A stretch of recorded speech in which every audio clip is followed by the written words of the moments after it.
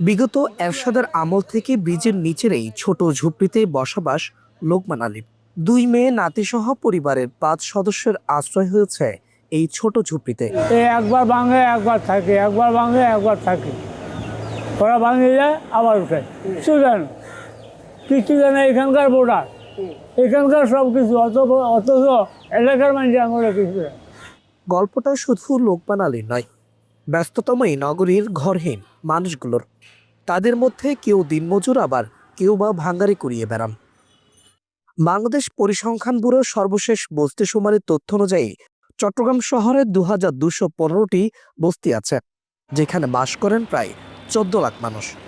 বহু মানুষ ভাসমান, যার মধ্যে বেশিরভাগেরই আশ্রয় হয় রেল স্টেশন, বাস টার্মিনাল, ফুটপাত কিংবা ব্রিজের নিচে।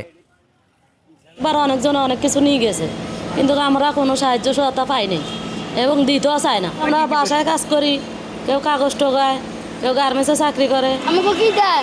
আমরা তো রাস্তার পরে থাকি, ঘর বাড়িতে নাই, খাওয়ার নাই, আমতলে খাই না, আমতলে না খাই পরে থাকি। চট্টগ্রামের রেল স্টেশন সহ বেশ কয়েকটি ফুটপাতে দেখা মিলে ভাসমান এসব মানুষগুলোর। কারো বাড়ি ভেঙে গেছে, আবার কারো বা জন্মই হয়েছে এই ফুটপাতে।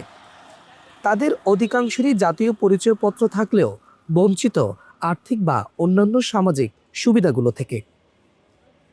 এখানে থাকি মানে কোনো মতো ফ্যাট চালায় আর টুকটাক বোতল মতল টোকায়, কাগজ বাঙালি টোকায়, এই আর কি। এখানে আজকে অনেক বছর ধরে, প্রায় 20-25 বছর হবে। এখানে অনেক কষ্ট হয়, কেন এখানে পুলিশেরা দূরানি দেয়, এখানে থাকতেও দেয় না।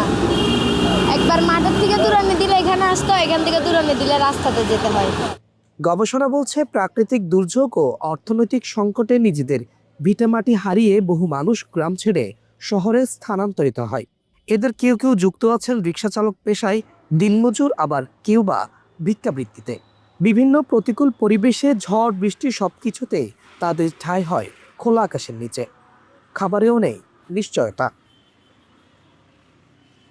বিশ্লেষকরা বলছে, দেশে দিন দিন ভাসমান মানুষ বাড়ার তুলনায় নেই তাদের জীবনমান উন্নয়নে কার্যকরী পদক্ষেপ।